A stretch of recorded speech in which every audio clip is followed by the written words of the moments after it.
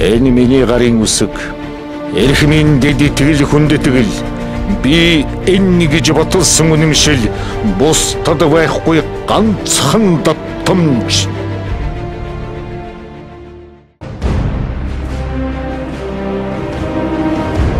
Орхоног жугуурын холдгор хүний өрт. Эмүүжин жамуу хоёр андлалцаж алтан бүсээс солилцов. Хорон үгийн сум дундуур ор хаваас бохоож амгадъя. Үхэлтэн тэмцэх өдөр дор эвийг үл умартан юу. Ойрын бурууд омгойт хаваас төвчив холын зөвд холдож үл хагцъя. Шодор сол босдог бас нурдаг цаг хугацаа баатрыг төрүүлдэгч бас үгүйсгдэг. Харин цаг хугацаанд хязээж хувиршгүй үнэт зүйл байдаг нь хүний мөн чанар хайр юм. Монгол тулгтны зүүн эрхэм улаан золот монголчуудаа зориуллаа. Өнөөдрийн манай нэвтрүүлгийн зочин хойморт Монгол улсын ерөнхий сайдасан улс төр нийгмийн нэр зүтгэлтийн дашин Бямбсрангуй амарлан ирсэн байна. Би бүхэнд хамгийн ойлгомжгүй юмыг ойлгомжтой ярьж өгөх, хамгийн бидний үл ойлгодог юмыг ойлгохоор хэлэх, бидний сонсоогүй юмыг сонсох чадах үхий Монголын нэртэй сэхэтний нэгэ гэж өнөөдөр үзэгч Давид хоёр хоёлон азтай байна. Сан хүүрэг савсаж үүлс ороо хориглон цасны ширхийг зарцаж мөс суудах хайлтан царгаан хүйтэн үүд сарлагын бухтарсан цас цагаан үүдийг эзэгнэгэн төрлөө би гэдэг.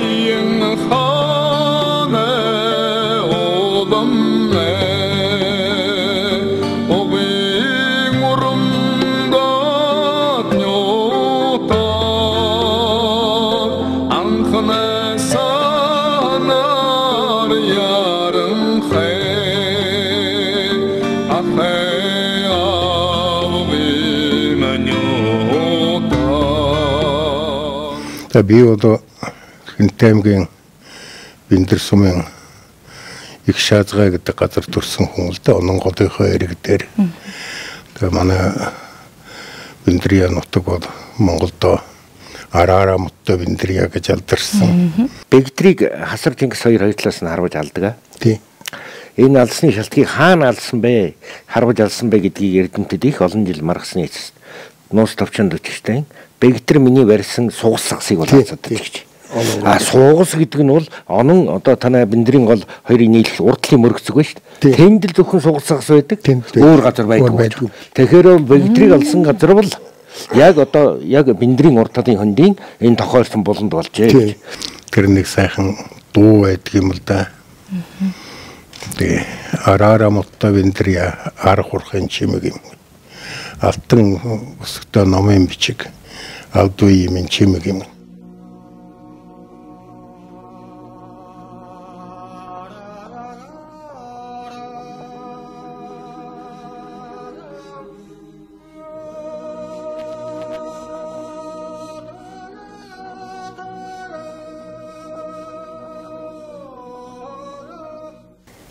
Яг гарал талаасаа их юм бол би чинь сонгоод бүрээд хүн ашуугад ястай.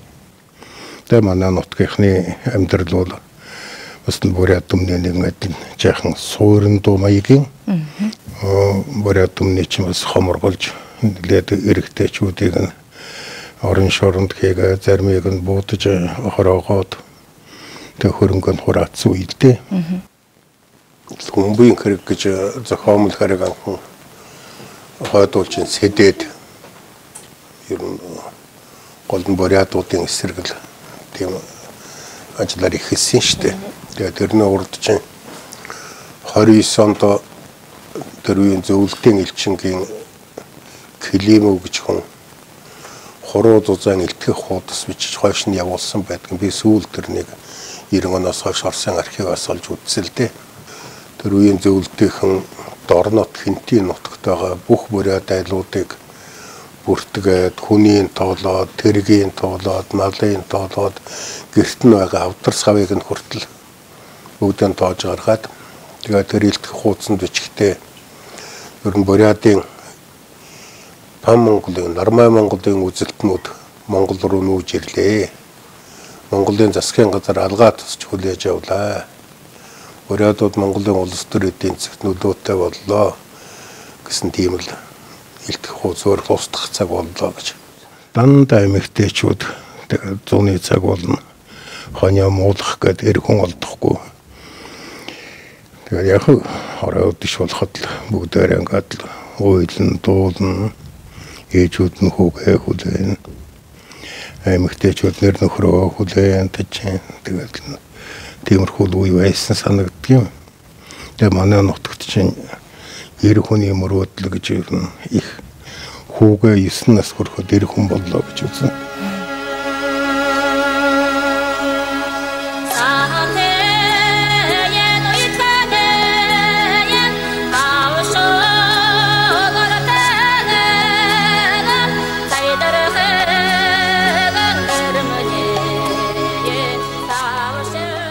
Миний 6 настай байхад маань чандганы занга хийж өгч анхан чандаг агнаж эхлээд 8 настай данхны загсаа барьж сурхаас ирээдэж үзээд 10 настайд манай буу авч өгөөд 10 настай хүүхэд гадиавар буурчхад шугуу дотор бас нэг чандаг хор ятуу хөөгд явж явах ч бас сайхан л дөө тэгээд тэгж л бодоод ах надад бурайд найз бас байдаг юм аа. Яа чинь согтгоороо яах юм бол гэдэг юм дандаа толгонд байдаг шүү дээ. Надад нь бурайд хүн гэдэг бол их омголон. Тийм болохоор жаахан халаад ирэхтэй юм уу догширдаг улсууд байх л да. Зодолд нь юу гэдэг бол бараг нөгөө дээр үеийн цэрэг бэлтгэх, дайчид бэлтгэх тэр үнтэйгээ холбоотой ч болов уу гэж бас бодогддог. Тийм хар бор элдв юм байхгүйгээр данчилж чад тэгээ маргааш нь хүзүүдэлдээ гоёлаа тэгэл нутгийнхаараа айлууд орж байх ши загнуулж аваад жаахан тэгээд инээд наатан болж байгаа л тэгэл тараад явна шүү дээ. Тэр зодолдох үедээ сайн өгүүлсэн дөө. Би орчин нэг оногоо ярих уу? Бурайд үгэнд очиад асууж байна гэдэг. Та 93 наадны хэрэг сонирхдаг гэж. Мэдээ та хэлдэг гэсэн чи. За маншилдан гэлдэг ч. Тэгснэ хоёр дахин жаах ингэж яснаа. Завод комнеш байх юм авдаг гэж. За гурав дахь нь гэсэн чинь жаахан гişтэй шаар зууснаа. Карт гэшгүй гэж. Гар зурвал чадахгүй ер хүн чинь хаяан голөгдох цаг байна шүү дээ тий.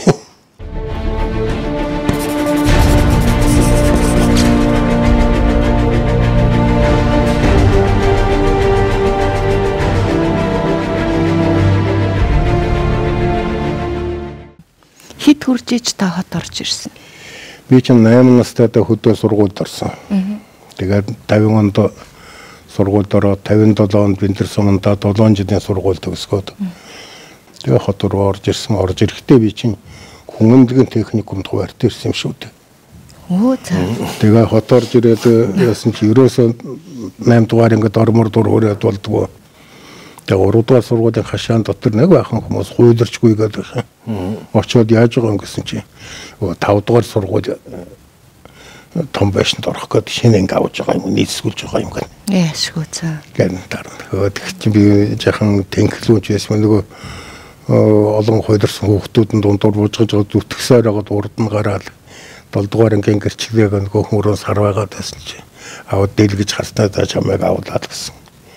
Тэгээд 8 дугаар анги төрчихсөн дөө. 10 жилээ 60 онд төгсөөд тэгээд хойшоо сургуульд явсан дөө. Эдийн засгийн сургууль.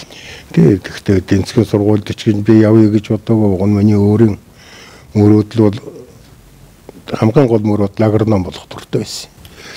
Яг энд сургуульд байхдаа физикийн хичээлд лабораторид нэлээд ажилладаг. Тэгээд чи бас нэг хүүхдийн тоглоом шиг цахилгаантаар автор энэ төр нөхдөйгээ хамтарч хийж чаад уралдаанд нэг шалгарсан болж тэгээд тэрүүндээ хөөрөө ч юм бас нэг зохион бүтээгч болгосноо тааж инженерч болдог юм билүү гэдэг. Тэгсэн тэгээд яг миний сургууль төгсөх үед нэг агрономи анги нь олдоогүй л дээ. Сүүлд нь маань заавал сургуульд чи яв гэж албадаад тэгээд би чи эдийн засгийн сургуульд явцсан хүн л дээ. Тэгээд би ч хойно сургуульд очлоо. Сургуульд очоод очсон жилээ би хүнд өвчлсөн. Ер нь манай эмч надад хүн болохгүй байх чамайг сэхнэ гэж найдгүй гэдгээс хатгалаад тусаад оюутан орноосоо босч чадхаа гэж бодсон. Хоёр уушгин харуулчихсан тэр чигээр. Тэгээд яг орос эмчнэрийн ачаар би ч хүн болсон. Орос багш нарын эрдэм заалгасан. Тэгээд талаасаа бол би оросд бол их өртөө орос хүний сэтгэлийг бол их сайн ойлгодог гэж боддог. Ер нь орос монгол хоёр бол нэг гаралтай. Одоогийн сүүлийн үеийн шинжлэх ухааны олдуудаар үзэх юм бол энэ сарматууд одоо искитүүн өвг гэдэг алтай уулнаас заагалж амьдарч алтай уулнаас нааш монголчууд алтай уулнаас нааш сармат искитүүд. Искифүүд гэж орсууд ярьдаг тэрч грекээр искит уургадаг гэсэн үг шүү дээ искит гэж.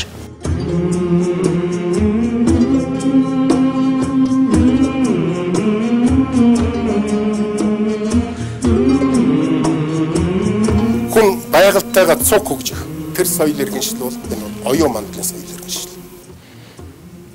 Энэ яриачин явсараад Москвад сургууль төгснөө босгон тулж ирлээ. Энийний дараагийн үеэс бол миний өөрийг ч мэдэх үе эхэлж байгаа. Үүний стандартын улсын хороо гэж байсан надад. Таны ажиллаж байсан. Би хожим дараа нь баг. Статистикийн төв газарт тэдний нэрэн дээр явсан чинь ирж тэндээ 65 оноос 70 он хүртэл ажиллаж байгаа. Тэгээд 70 онд манайхан чинь үнийн хороо байгуулна гэдэг. Үнийн хороо байгуулна. Бахан божгоно шүү дээ. Тэгээд ягаа чинь тэр төв хороонд бас мэрэгж хэлтнүүдийн өвгөө сонсно гэдэг биднээс санд авсан. Тэгтэн жасраагаа бид хоёр хоёулаа статистикт байгаад үнийн хороо хэрэггүй гэдэг санд бичиж өгөхгүй юу. Тэгсэн чи аваачаад жасраагаа маань үнийн хорооны дараагаар намайг орлогч орон тавьсан. Тэгээд би гайхдаг. Тэр үед нь анхан 70 онд үнийн хорооны орлогчоор томилогдож байх үед хэдэн болгоо байсан. 76 онд үнэ стандартын хороонд даргуулахад хэдэн болгоо томилж байсан юм. Та Монгол улсын 17 дахь ерөнхий сайд танаас өмнөх ерөнхий сайдуудын түүхийг авч үзэхээр дийлэнх олон хороогдсон байдаг. Тэгээд та тэрийг нэлээд сүүлийн түүхэнд ахин та дурдсан байдаг энэ Монголын төр тийм ээ үе үеийнхаа ерөнхий сайдуудад халтай. Гэсэн энэ утгыг та дахин дурдсан байдаг. Энэ нүгийг дурдахдаа та юуг хэлэх гэсэн бэ? Хоёр талын асуудал байгаа юм. Би чинь хүмээрэн тоолвол 14 дэх. Албаар нь тоолвол 17 дахь тийм. Жалхан хотод 2 удаа ерөнхий сайд ингээд башж байсан. Амаргаа 2 удаа хашж байсан тэнцээч. Тэгээд 14 хүнээс чинь 11 нь ямар нэгэн байдлаар хороогдсон. За хамгийн сүүлчийн баримтахад ерөнхий сайд байсан хэдэн болгоо. Хойно өөдүүлсэн. Би ерөнхий сайд байхдаа комисс тамилж явуулж зургийг авах усалдаа өнгөтэйгээр хар цагаанаар. Тэгэхэд ер нь бүсдхүйгээсээ доош яг арсыг нүцсэн өхрийн мах шиг өрийн мах нь гарчихсан. Хоёр өсгөн цоороод идээвэр гоож очихсан байсан шүү дээ. Амьд байхдаа. Амьд байхдаа. Цуснд нь халдвар орж ил тээ. Тэгээд морфин тариад байж. 70-аад оны дунд үед чинь дэлхийн эдийн засаг санхүүгийн хямрал болоод 76 оноос эхлээд энэ тэрийн социалист орнуудын хоорондоо худалдаа хийж байсан өөнөртөг чинь 2-3 дахин өсөөд за нефт шатхуун дээр бол 4-5 дахин өсөөд яг манай Монголын малаачхан бүтээгдэхүүн 30-аад хувь хөдлөөд Монголын хувьд их алдагдaltaй болсон. Тэр үед чинь зөвлөлтийнхэн бодохтой газрыг монголчуудыг та нар дэлхийн зах зээлийн үн дагаж яваад хэрэггүй. Зөвлөлтийн дотоодын үн дор гэдэг. Төрийн зөвлөлт чинь Монголоос дотоодын 1 рублийн үнэтэй юм 39 копекаар аваад Монголоос дотроо 1 рублийн үнэтэй Монголд рубль 56 копекаар өгдөг байсан шүү дээ дундчид. Тэгээд тэр үед бид нар тооцоо судалгаа хийж сар байгаад ер нь дэлхийн зах зээлийн үнэ дагаж явах нь зөв юм байна. Монголд хэдий алдагдaltaй чиглээ гэсэн дэлхийн зах зээлийн үнэ гэдэг бол хөгжлийн мэдээ тохиогоор дагуулж явдаг. Тэгээд зөвлөлтийнхэн бол санал зөрдөг тэр үнээр. Тэгээд Эрдэнэт үйлдвэр болохтой зэрэг чинь 78 оны 12 сарын 14-нд ашиглалтанд орсон. 1978 оны 12 дугаар сарын 14-нд Эрдэнэт үйлдвэр анх ашиглалтанд орж анхны термийн товчлуурыг дарсан нь Монгол улсын түүхэнд нэгэн шин алхам болсныг дэлхий дахинд зарласан билээ.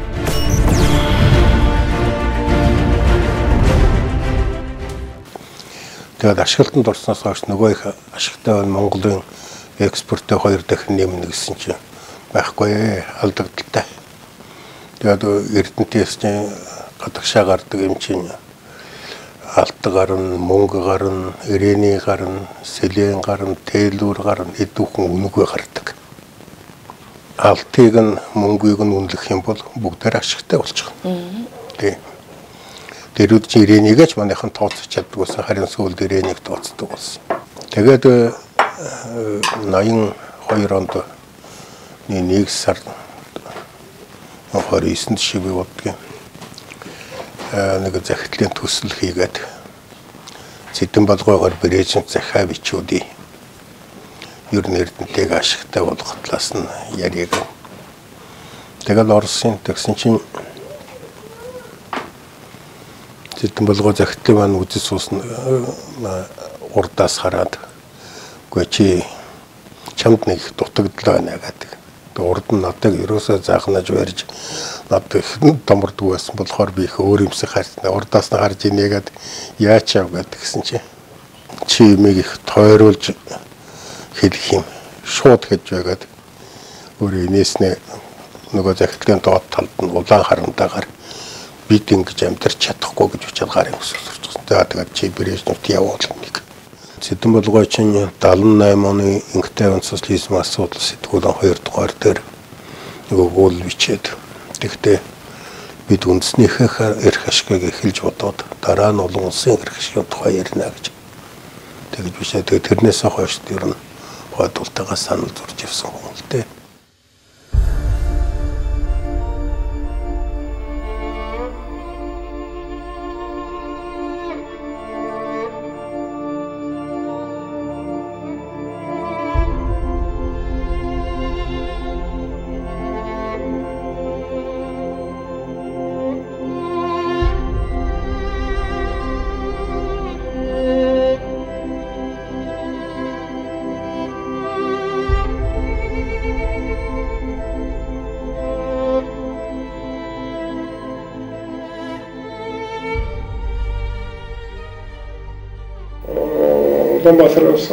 Улаанбаатараас эрхүүд очив. Тэгээд одоо Монголский курс гэдэг 4 жил орос хайдан тэрээд тэгээд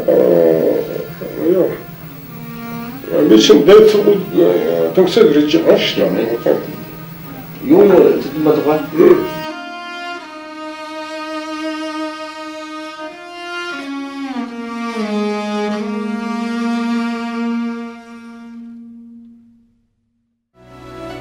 гайхамшигтай гайхалтай нартай хамт миний сэтгэлд нар мандаж байна. Өчигдөр өнгөрсөн дуусан удаж өнөөдөр бүх зүйл шинээр эхэлж байна. Оюуныг дэмжигч Live Energy Group. Оюун ухаанлах шуймох бусад бүх зүйл төгсгөлтэй. Оюуныг дэмжигч Отхон тэнгэр их сургууль. Сэлмэг тунгалаг нь олонч хурамстыг яаж гүйцэхв? Цэвэр ус олончиг хужиртыг яаж гүйцэхв? Монгол хүн бүр эрүүл байг. Хужирт байгалийн эрдэс тус. Юугаар цөлшгүй үнэт эрдэнэ эрүүл мэнд. Эрүүл мэндэ хайрлан хамгаалцгаая. Эрүүл мэндийг эрхэмлэгч Данк Фарм. Монгол тулхтны 100 эрхэм. Эрдэнтийн асуудал дээр бол яг ерөнхийдөө дөрөвч би сүүлд 82 онд Батмунхад яваад хэлж байгаад нууц захирамж гаргуулад банкнаас цэвэр алт таваад тэгээд Эрдэнтийн баяжмал дээр химийн аргаар зэрэг зүйсэн анализ хийж хийлгэсэн. Тэр нэг сургуулийн минералогын ухааны доктор Лусан дорж гэж хүн лаборант нь байгалмаа гэж 2 хүн хийсэн. Тэгэхэд бол манай Эрдэнтийн 1 тонн алтны юудисийн баяжмал дотор чинь 1.2-оос 4 грамм алт гардаг. Тэгээд бодоход чинь тонн гарын алтл жилдээ дутагшаа гардаг байсан байх л та гэж боддог. Тэр чинь Монголын бүх алтны олбор 400 кг байсан чинь жилдээ. Мөнгө гэхэд ер нь Эрдэнэт чинь жилдээ 60 тонн цагаан мөнгө гарна. Даасгатын орд газрыг 60 тонн мөнгө олборлно гэж манайхан чи дээр дор оролцоод байна. Тэр чинь Эрдэнэтийн зэс дотор зүгээр л гарч байгаа шүү дээ. 91 онд би Эрдэнэтийн хэлцээрийг өөрчлөхдөө мөнгөнийхөө талыг буцааж авна гэдэг гэрээнд хийгээд манайх 50% хөргөлтэй. Тэс үлдэн жасрын үед мөнгө авах болчихсон юм шиг байна л. Сэтгэл хангалуун байна гэдэг бол хүн өөрөө өөрийнхөө туулсан амьдралд харамсахгүй байх ёстой.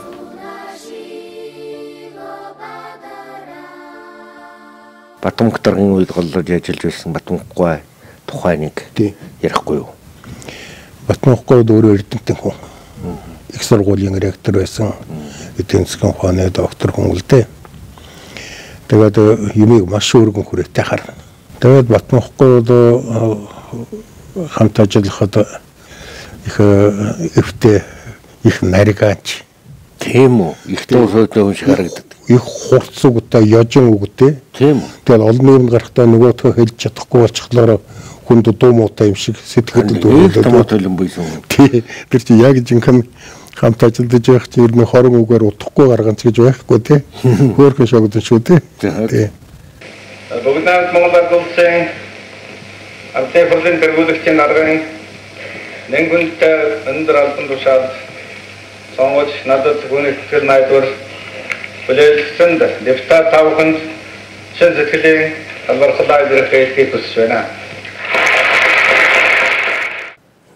Нэг их үүрэг гүйцэтгээгүй юм шигээр л түүхэн их бүдэг штэ. Тэр чинь нэгдүгээр юу хэ зэрэг тэр үед зөвлөлтийн Батмунх даргаыг өөрчлөн байгуулалтыг яг зөвлөлтийн загвараар хий гэж их шахна.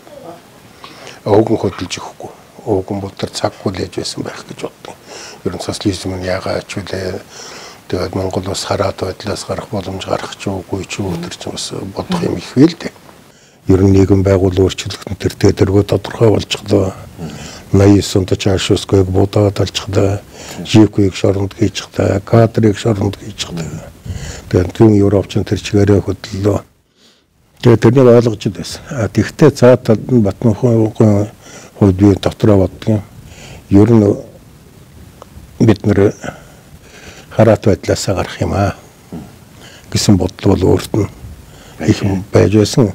Өөрөө ч бас иймэрхүү санаагаа нэлээд илгэлдэг л байсан л та бидэндээ. Тэгээд тэр одоо 89 оны төгсгөл 90 оны арчсан хөдөлгөөний өрнөлтийн үед чинь өөрөө их төвчээртэй хандна л да юмд. Тэр үед чинь намын төв хорооны засгийн газрын хамтраад хуралдах юм нөхцөл байдал ярилцсан. Тэгээд зарим хүмүүсийг харж байхад чинь намайг хамгаал бидний хамгаалгаад ойлгох чиг хүмүүс гарна тэр дунд чинь тэгээд янз бүрийн шахал тэр. Тэгээд би нэг бодгийн 90 оны тэр чинь 1 сард нэг орой 2 цаг өнгөртөл хуралдсан. Тэгсэн одоо дахиад нөгөө хамгаалах тухайд асуудал яригдаад ирсэн. Тэгсэн чинь Батмахгүй тэр товчооны гишүүдтэй хандаж хэлж байгаа.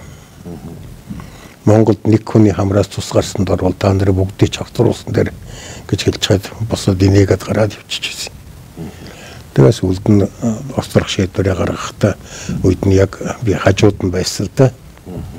Тэгээ 3 сарын 9-ний 5 цаг 7 минутын үед ерөн байдал эвгүй болоод бүрэнхий болоод тэгээ талбай дээр олон хүнтэй согтуу хүн олон ханцууд арматурын төмөр хийсэн шууданд чулуу хийгээд үрсэн хүмүүс олон байсан үе.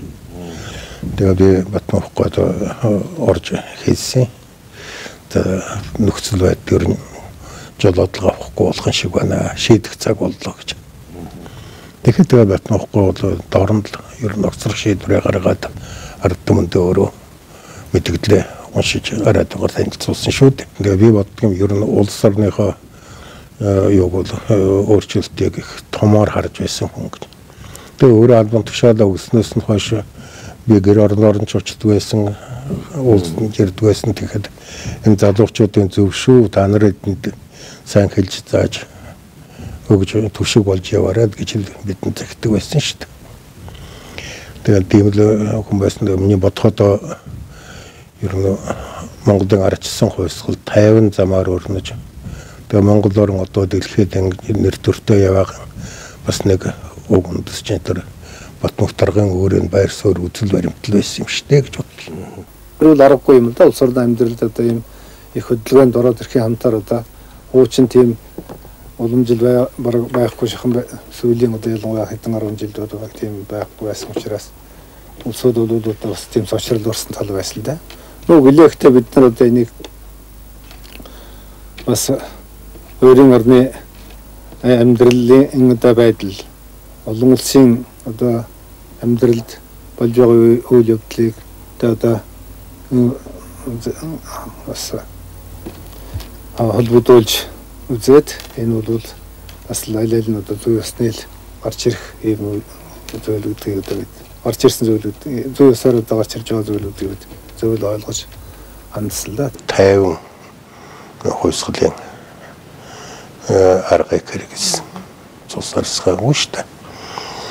Тэгэхээр энэ зам бол өөрөө ухамсартай сонголтын зам. Энэ 70 жил бохирдсан ухамсар хүний сэтгэл ариусгах ёстой. Энэ ариусгах нь бол янхнаасаа дээрээ донд хэлдэг байсан. 30 жил болно наадах чинь. Тэгэхгүй нэг өдөр ном уншаад гэнт ухаарад миний урдхан бүх юм өөр болох ёстой байна гэдг хүн өөрчилж чадахгүй шүү дээ. 90-ад онд та үнийг хэлж ирсэн байна. Хэлж би 93 оны үед хэлж байсан. Манай шилжилтийн үе бол 20-30 жил болох байхаа гэдэг. Тэр нь хүмүүсийн ухамсарын төвшөнд оруулж ирсэн. Тэгэхээр энэ чинь хүн гэдэг амтан өөрөө нэг нийгэмд идэвхтэй үйл ажиллагаа явуулах нэг 30 жил байдаг юм шүү дээ. Тэгэхээр 90 онд нэгэнт марксизмаар боловсроо тэгээд тэр социалист үеийн ухамсараар хүмүүс улсууд чинь шинчлэгдэж юмыг шинээр хардаг болоод дараагийн үеийн хүмүүс ирж байж тэр чинь шинчлэгдэнэ гэсэн үг. Хүн танина гэж та юу н хэр хүн таньдаг? Хүнийг хэрхэн таньдаг хүн бэ гэж би асуумаар байна. Яг гэвэл миний дараагийн бас хэдэн асуултууд үүнтэй бас холбогдох юм шиг байна л да. Та өөрийнхөө засгийн газарт маш залуу хүмүүсийг тухайн үед авсан байдаг. 32, 34 хүн настай тийм ээ шадар сайдуудыг авсан байдаг шүү дээ. Тэгээ яг үгүй би нэг хүн таниханч юу яхав тэгээд хамгийн гол нь хамтааж байгаа хүний чанар. Энэ маш чухал. Ялангуяа төрийн хариуцлагатай ажилд энэ үгээр байж болохгүй. Ер нь таньдаг мэддэг хүнээ төрүүлж өртөө татна гэдэг бол хамгийн сул хүний шинж. Ягаад өгөхөд тэр хүн өөр хүнтэй харьцах чадваргүй гэж харуулж байгаа юм шүү дээ. Тийм болохоор хамаатан садан найз нөхдөө тэр албанд заавал тохино гэх тухай асуудал байхгүй. Гол нь цаад хүнийхээ ажилд итгэж найдаж байгаа хүнийхээ сэтгэлийг өнгөж хараад л тэгээд үнэхээр тэр хүнд сэтгэл байвал мэддэг жаахан дутууч гэдэгс ажил бүтэн зүтгэлээр бүтгийн төрж. Тэгээ яг ингээд хараад байхад залуу хүмүүс бол зоригоор залуу насны эрч хүчээр ажлыг бүтээх гэж оролддог. Настай хүн бол хашир туршлагаараа хэрсүү ухаанаар тэрнийг бүтээх. Тэгээ энэ хоёрыг чинь хослуулах хэрэгтэй л дээ. Засаг дүр солигдох үед энд таныг дуутахад та дотроо бодож исэн гэдэг юм байлээ. За намайг залуучуудтай бас гайгүй харилцаатай залуучуудыг мэддгийм болохоор дуудаж байна да гэж. Ер нь 80-аад оны дунд үеэс эхлээд нөгөө социалист орнууд маань өсвөл дөөнд хоцрох нэ. Шинжлэх ухаан техникийн дэвшлэх хөгжлөөрөө барууны орнууд өөр ертөнцийн орнуудыг гүйцэхгүй боллоо гэсэн илэрхий болсон л дөө. Тэр болгон одоо мэддэггүй л дээ. 88 онд коммунист ажилчны намуудын социализмыг сайжруулах асуудал боловсруулах эрдэмтдийн зөвлөл гэж тийм хаалттай зөвлөл байгуулагдсан. 88 оноос хойш 2-3 чудаа уулзаж яриад ерөөсөө болохгүй юм байна. Болохоо ятсан байна гэсэн ерөнхий дугалтанд хүрээд. Тэгээд тэр санаагаа ч юм уу би удирдлагын институтын захирал байхдаа нөгөө залуучуудтай уулзаж ярилцаж тэдэнд лекц уншдаг байсан санаагаа хэлдэг. Тийм болохоор залуучуудтайгаа үзэл ойр. Би удаа 89 оны 6 сард сүүлчийн зөвлөгөөнд очиж ирээд би Батхан ухгаад хэлсэн юм. За социализмыг сайжруулж болохгүй юм байна. Тэгээ би тэнийг халахаас аргагүй гэж. Тэгээ тэр үед намын дэд сургууль Батсангал гэж нэг доктор байсан бид хоёрт Батмөх даргаад гэсэн. За та хоёр ингээд нэг бид нар яах вэ гэдэг талаар үзэл боддын боловсруулж үзтээ. Тэгж байгаад л яаж яасан аяндаа нийгэм маань өөрөө хөдөлгөөнд ороод тэгтээ тэр үед чинь зөвлөлтөд нөгөө ил тод байдал гэдэг нь өөрчлөлт байгуулдаг нь эхэлсэн юм чинь Монголын нийгмийн сэтгэхгүй нэлээд дөргсөн хүмүүс үннийг мөрөөдсөн ил тод байдгийг мөрөөдсөн ийм давлгаан дотор нийгэм аяндаа дөргилж ихсэн л дээ. Би ч өөрөө эдийн засгийн хүн. Тэгтлэхлээ сайдрын зөвлөлийн орлогч болгохдоо надыг чинь нийгэм соёлын асуудал хариуцсан. Сайдрын зөвлөлийн орлогч гэж томилсон юм шүү дээ. Тэгээ хуучин алтан гаралгуун хийжсэн ажил тэр ажлыг наваад тэгээд тэр чинь хэдэн сар 4-5 сар болсны дараа нийгмийн эдийн засгийн хорооны дарга сайдрын зөвлөлийн 1-р орлогч гэж албанд очиж эдийн засаг руугаа буцаж ирсэн. Тэгээд тэр хооронд чинь нийгэм соёл ихтэй зэрэг тэгэл гудамжинд нөгөө бужигнж байгаа нийгэмтэйг л харьцахаас өөр яах вэ? Тэгээд Зардхан гэж сайхан казах доктор байх. Тэгээд тэр хүн бол ер нь философи номын талд нь энэ Монголын өөрчлөлт шинжилтийн асуудал дээр их том үйлдвэрлэлд өгж байсан шүү дээ. Тэгээд сүүлдээ сайдар зөвлөлийн орлогч болоод бид хоёрч хамтарч ажиллаж байсан гэсэн.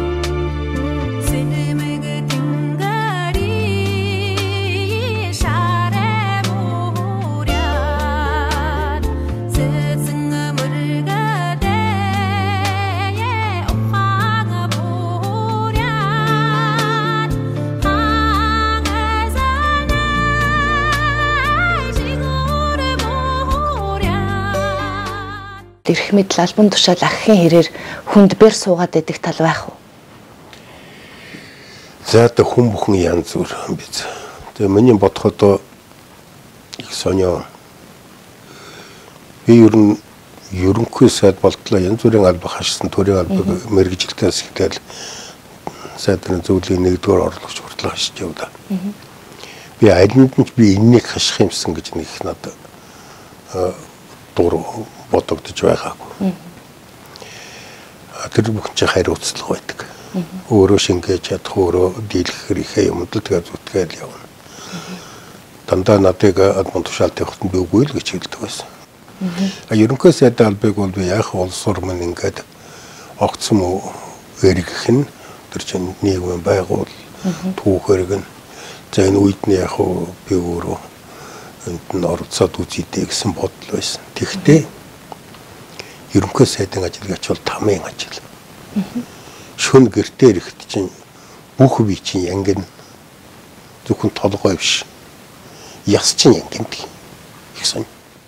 Ерөнхий сайдын эрхэм үүргийг ард түмэн хүлээлгсэн. Тэр үед ард түмэн өөрийг чинь маш их өндөрт. Одоо энэ л хүн юм хийн. Энэ л хүн яана гэсэн. Бараг мөргөн залбирч шүтэж байсан да. Тэгээд 20 дугаар тогтоол гэж гарахтаа зэрэг нэг жаахан ойлгоогүй бас болдг юм уу, юунаасаа болдгийг зайшгүй байх хэвээр юм гэл хийчих шиг болсон. Гэхдээ энэ 20 дугаар тогтоол ер нь юу дурайж хийсэн юм уу, бодож олдсон юм уу? Монголын ард түмэнд юу гэсэн юм бэ? Төр засгийн өндөр албанд ажиллана гэдэг бол маш том хариуцлага. Тэр хүн хэрэгтэй цагт нь улс орныхоо төлөө өөрөө хийж чадах бүхнийг хийх ёстой. Тэгээ бид чинь 90 оноос эхлээд шилжид хийж эхэллээ. Тэгэхдээ зүүн Европын орнууд зөвлөлтийн байдал өөр л дөө.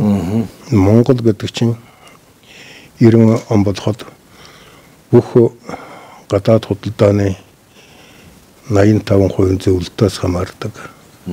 Өөрөөр хэлбэл нэг талхай идэхэд чинь 40% 10 зүсэм ихэд 4 зүсэм нь өөрийн ч олсон талх 6 зүсэм гаднаас хүний юм байдаг.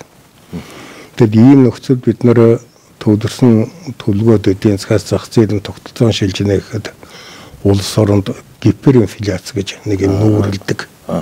За энэ бол түймэр шиг ингээд бүх юмыг шатаадаг. Би нэг 90 оны эхэн дээр Югославид явж байгаад үзсэлдээ бидэнд очиход мөнгө өгдөг. Карманы мөнгө байдал өгнө. Тэгээ яснаа гэдэг. За дэдгүүрт очиод юм авахдаа сүүдийн 4 тэгийн дарчгаарай гэж. За 10,000 хуваа гэсэн үг л дээ. 10,000 их юм нөөсчиж. За. Тэгээ би тэнд явж байхдаа ойлгосон. За инфляц гэж юм байдаг юм байна.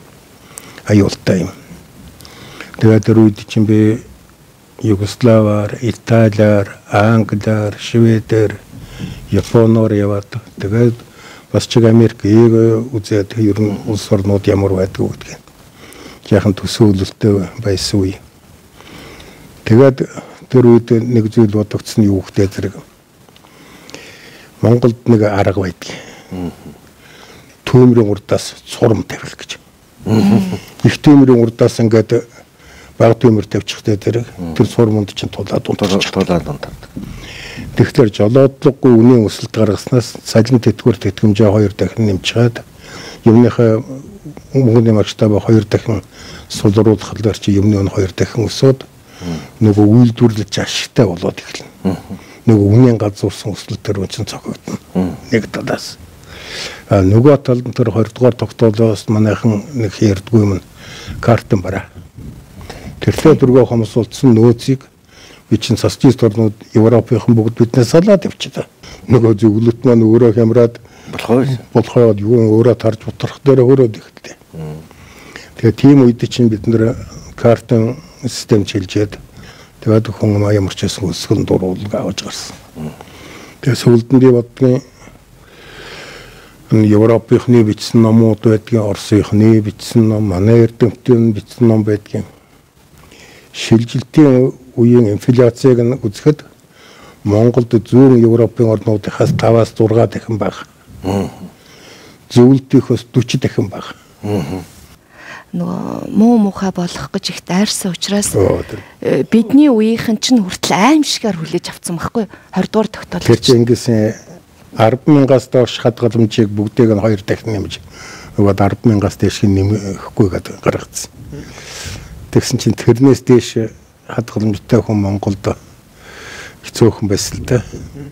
Ер нь сая төгрөгийн хадгаламжтай хүн 2 хан байсан. Тэр үед. Тэгээ нийтдээ нэг 651 баячуудын л хөрөнгөнд нэлээд ширүүн гард урсан те. Тэд нар маань их дургүйцсэн. Нэгэд 2 техний би одоо өөрөө харамсаж явдаг юм. Яах зарга болдог. Нөгөө манайхны залуучууд дөнгөж худалдаа эхэлж байсан. Тэр нөөц нь таруугны арьсаа аваачаал хойш нь цавхан цамцаа хойш нь худалддаг. Тэгээ нөгөө түч гинэ амтад явах амьсан дотор мөнгө хийгээ сууж байхгүй. Тэгээ юм нь 2 дахин нэмэхлээр чи 2 дахин ханш нь очих нь үсттэй. Тэгтээ нэг зай үлдээж өгсөн. Нөгөө өмч хуучил эхлэхэд нөгөө объектуудын үнийг нэмээгүй шүү дээ. Тийм болохоор мөнгөтэй хүн гүйжигчээд өсчний газар худалдаад авчих юм бол тэр чинь болохоор тэгээ тэгж л өгсөн юм л дээ. Тэгээ хүмүүс тэр нэг ойлгодог юм л дээ. Нөгөө талд монголчууд энийг бас бодвочтой юм юу байдаг хөхтэй зэрэг тэр үед чинь Монголд зөвлөлтийн 100,000 зэрэг байсан. Тэд нар гарч ирсэн. Тэгэд энийг манайх улс төржүүлж ойлгох гээд байдгийг миний бодоход бас нөгөө талаас нь ойлгууштай нэг юм байдаг. Тэр 100,000 хүн чи өвлийн хүйтэнд ч явна, хаврын хахир цагт ч явна, нүцгэн газар очиж байгаа. Эндээс явахдаа нөгөө идэх юм аавж явна гэдтэй хүү юм чинь. Тэгэхээр манайх чинь барааны нүүц маань тэдний рүү нэлээ зөөгдлөө л дөө. Тэгээд бас тэрнийг жаахан мөгж болоход тэр 20 дугаар тогтоод хэрэг болсон байх. Тэгэж тэр үед чинь манайх чинь мөнгө өөрөө хэвлдэг зөвлөлтөд хэвлүүлнэ. Тэгээд нөгөө зөвлөлтийн зэргийн хүрээний мөнгөний эргэлтэж манай банкнаас гадуур явчихна. Тийм болохоор тэнцээ хичнээн мөнгө хэвлээд дараагаад хичнээн юм авах боломжтой байсныг хэлэхэд их хэцүү шүү дээ. Ер нь тэгээд ажиглаад байхад их сонин би чинь ерөнхий сайд болонгуудаа 9 сарын 11-нд томилогдсон. Тэгэхэд 10 сарын 1-ний байдлаар 3 тэрбум 330 сая төгрөгийн барааны нөөцтэй байсан. Манай хүн амын гардын 700 сая төгрөгөд эргэлдэж. Тэгтэл 1 сар гэхдээ нөгөөх маань 1 тэрбум 600 сая болцсон байсан. Тал нь байхгүй. Тэгээд тэр юу гэхээр нөгөө хуваагаад л хэрэг чижилтэл гэж бодгийн. Тэгээд энэ хуучин эрх барьж байсан улс төрийн хүчин маань Ямсрын Оросуудыг хөөж гаргаад Монгол Оросын харьцааг зөвлөлтөй харьцааг муутглаа гэж хуулга их явуулсан да. Яг хөө тэр дунд зөвлөлтийнхэнтэй санал зурсан нэг зүйл бий. Тэрний юу гэхээр зөвлөлтийн цэрэг гарахтаа энэ Монголын нутаг дээр геополитикийн чанартай хоёр объект байсан. Глобал чанартай. Тэр нь нэг нь цахилгаан соронзон хайгуулын объект нь дэлхийг бүгд нь хянаж байдаг объект, нөгөөх нь радио тагнуулан объект. Энэ хоёроо Монголд үлдээн гэсэн. Тэгээд тэр үед ерөнхийлөгчч бараг үлдээх тал руугаа хэвээчихсэн. Манай Батлан хамгаалах юм үлдээн гэдэг давхаад байдаг. Тэгээд би үлдээхгүй гэсэн. Яагаад үхтэй зэрэг хоёр том шалтгаан бий. Нэг нь хоёулаа нь хоёр цөмийн цохилтын бай. Тэр Монголыг чиглэсэн цөмийн буужингуудын өөрчлөлөө гэх юм бол энэ хоёр байг бид нар зайлуулах ёстой. Тэгээд гоцогт хамгийн түрүүн цөмийн цохилтонд дөрөвд хоёр бай. Улаанбаатарыг тойрсон бомбтой аманд байгаа нь Синега гэдэг цахилгаан соронзон хайгуулын объект нь Улаанбаатарыг тойрсон локаторын станцууч сүлжээ. Энд горизонт гэдэг нь. Тэгээд би энийг үлдээхгүй гэсэн. За хоёр дахь нь хэрүү зөвлөлтийн цэргийг гаргаж байна гэдээ бид нар дэлхийн нийтэд зарлцгаад тэгээд дэлхийн нийтэд тагнах хоёр тагнуулаа объектыг үлдээчих юм бол олон улсын дэмжлэгүүд дараа авч чадахгүй шүү дээ. Нөгөө зөвлөлтийн хараат байдалтай байна. Бид нэг тагнаж байна гэж хэлнэ үстэй. Тийм болохоор үлдээж болоогүй. Тэрнээс болоо зөвлөлтийн эсрэг үзэлтэн гэж хэлдэг болсон байх л та. Монгол тулхтны 100 эрхэм. Тэгэхээр тэлж өргөжж байгаа аль ч улс хөрөнгөдөг бол өөр хараатны сонирхолтой аппетит дур сонирхолтой байдаг. Тийм болохоор Оросуудын хувьд бол ер нь 16 дугаар зууны үед энэ Монголын баруун талын хаан Увш хаан байх үеэс эхлээд Монголыг нийтгэх өөртөө эзэлж авах сонирхол маш их байсан. Тэгэд энийг 20 дугаар зуун хүрч янз бүрийн аргаар оролцсоор байгаад өөрийнхөө хараат орон болгож авсан. Тэгээд гүрний араншин болоо ер нь тэгэл шүсийг нь сорох дижэл авах тийм хүрээтэй байхыг боддог шүү дээ. Тэгээд Монгол тэрэн тэрнийг бол би маш сайн төрийн бодлогын төвшөнтнө гэж ойлгоно. Түүнээс Оросын Иван гэхдээ зэрэг Монголын тусгаар тогтонд аюулгүй байдлын төлөө халах голд чинь 20,000 орос зэрэг амиа өгсөн юм шүү дээ. Монголчуудаас 2,400 хүн амиа алдсан. Халах голд. Оросуудаас 22,000 хүн амиа алдсан. Энийг монголчууд хэзээч мартаж болохгүй.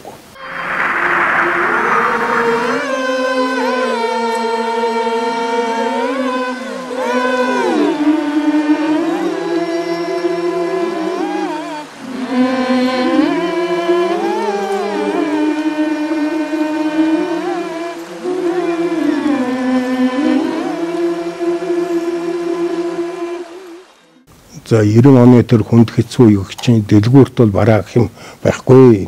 Тэгээ би нэг удаа нэг настай хүнээс асуулаа бид ингээд ийм замаар цаашаа явахаас өөр аргагүй л ийм бодолтой байна гэсэн чинь за хүмүүс бид төвчнээ та нар санснаг үйцээч. Түүнээс биш Европын оронд барууны оронд тэр 90 оны хүнд хэцүү ишиг юм тохиох юм бол тэгээ задууж айгуул босчих нь үйцтэй гэж боддгийг. Монголчууд бол мөн зориг төвчээртэй. Бид үнэхээр хүчрхэн үндэстэн бол өөртөө шүүмжлэлтэй хандж чаддаг хэрэгтэй. Бүх юм жамаараа явж байхад бол энэний дараа ийм үе болно, энэний дараа ийм ирнэ гэдгийг харж чадаж байгаагүй гутрахчгүй төрөнд нэг баясаж өөрөөж явахгүй нэг.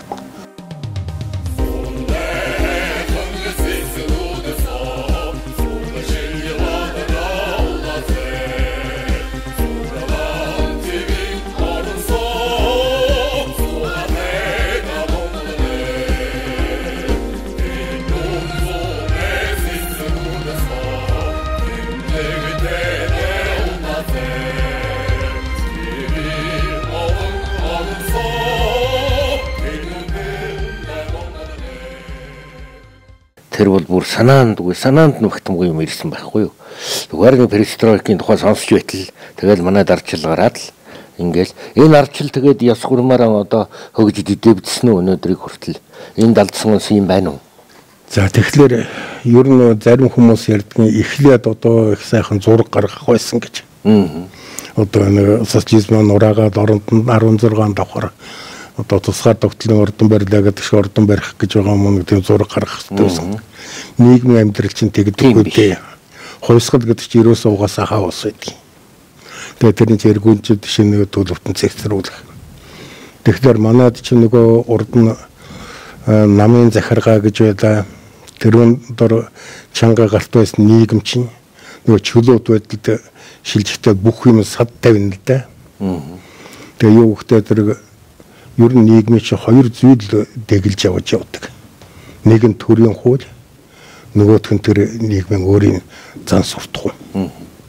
Тэгэхээр зан суртахуунаа бид нөгөө коммунист кодексоор орлуулад явж байсан сууч тэрийн салангууд л нөгөө элдвэнгүй юм чи ил гараад ирсэн. 90 оны намар миний ерөнхий сайд болох үед чинь архиухан тэгэл гад мөрөдөө тоглоомон тэгэл нөгөө бүх юм гудамжинд гарцсан байсан. Ил болсон. Бүх юм нь гудамжинд ил тод байдал гэдгийг манайхан тэгж хүлээж авч байна л да.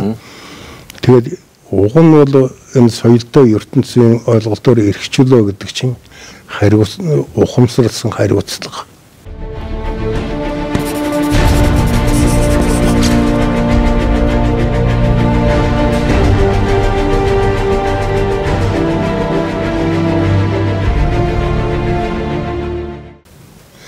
Гэтэл бид нэр эрхчлөө гэдгийг нөгөө өрсөлдөөн эдийн засгийг зах зээлийн эдийн засаг гэж орчуулдаг шиг аваачаад эрхчлөө гэдгийг чинь дураараа ачлах.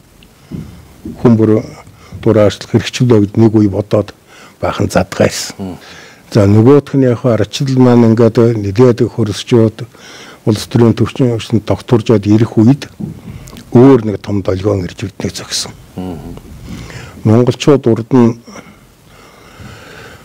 одоо тэнгэр шүтдэг ардун үндэстэн байсан.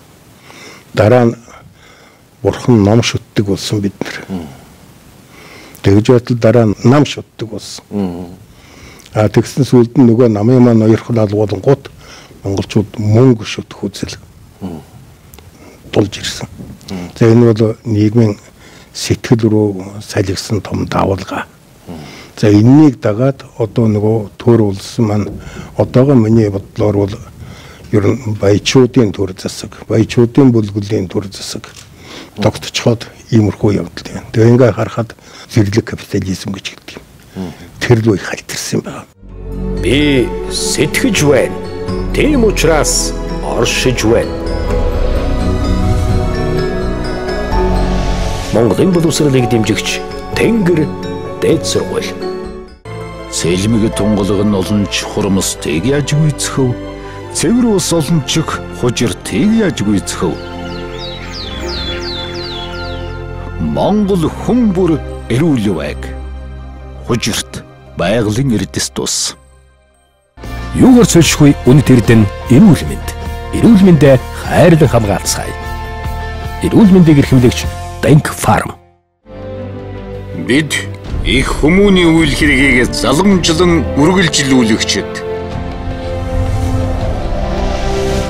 Шихий хотын хууль зүйн дээд сургууль. Монгол тулхтны 100 эрхэм. Таны засгийн газрын үед ч маш их яригдчихсэн яриа болно. Өнөө мундаг алт дийлрийн юм чинь л тэр үед их тэгсэн яриа шүү дээ. Тэр чи одоо ямар учиртай? Энийг би 90 оны 9 сарын 11-нд ерөнхий сайдаар томилогдоод тэгээд 21-нд над хийсэн данзан дөрөв банкны нэгдүгээр орлогч байсан. Надад ч валюта дийлэрийн алдагтад алдаад дууссан шүү. Тэгээд хийсэн за та нар юу яа. Өснө гүйлгээр натхаа нөхөн Монгол улс дампуурахгүй банк л дампуурна. Атга шатны учрын олыгээд шалгайгаад. Тэгээд шалгалт оруулахад энэ чинь Содномгог ерөнхий сайд байхад 89 оны 12 сарын 31-ний шөнө одоо н Очулан бат чинь дийлэрийн алдагдал гүйлгээ хийж. Тэгээд Содномгоо үед нийт 12.4 сая доллар алдсан юм байна л. Тэгээд нууж байсан. Тэгээд сууд гонгаад орж байгаа нэг хэдэн сар ерөнхий сайд байх үед яг өөрөө эдийн засгийн бичгүй юм банкны юм идэхгүй бүр жолоо нөгөө суул болоод 47 сая доллар алдаад. Тэгээд ингээд нийтдээ бол хоёр ерөнхий сайд 60 сая доллар алдсан байсан. Тэгээд энэ чинь тэр үед хэрэг би за ийм алдагдал гарсан байна гэд дуугархал юм бол за хойсгот намынхан бол хамгаан төрийн хоёроо шоронд хийх байсан. Нэгд. Хоёр тэр алдагдлыг илүү болгож зарлана гэдэг чинь Монгол банкт гүйлгээ хийдэг банк байхгүй шүү дээ хэлдэг чинь. Тэгээд бид нар маш хатуу хяналттай байсан. Миний засгийн газар үед $7.7 сая ашигтай ажилласан банк. Тэгтэл 91 оны 4 сард би хөдөө яваад ирсэн 4 сарын 5-нд тэгсэн чинь баг хурлын 123 дугаар 23 дугаар тогтоол гэж гараа ширээн дээр тавиатай. Үдсэн чинь банкыг засгийн газрын мэдлээс гаргаад баг хурлын мэдэлд авнаа гэж тогтоол гараад. Тэгтээ хамгийн сонирхолтой нь банкны 90 оны тайланг засгийн газар тушаалгахгүй гэж. Засгийн газар яг сангийн сайд банкны тайланг уншиж чаддаг байсан байх. А би өөрөө банкны тайланг ямар ч талаас нь уншиж чаддаг ойлгодог байсан. Тэгтэл тушаалгаагүй. Тэгээд 91 оны 8 сарын 19-ний шөнө тэгээд 32 сая долларын алдагдал гаргаад. Ингээд хараад байхад тэр мөнгө нь хайшаа орсон гэж үлдэн шалгаад үзэхэд Москвад байдаг 3 банк. Монгол улсын өөрийн оролцоотой олон улсын эдийн засгийн хамтын ажиллагааны банк, хөрөнгө оруулалтын банк, Москвагийн ардын банк 3 руу. 8 сарын алдагдал нь Австрийн Ландер банк руу. Тэн чин Ланга гэдэг Оросын тагнуулын нэг нөхөр тэнд Севен банкарч гүйжил явдаг.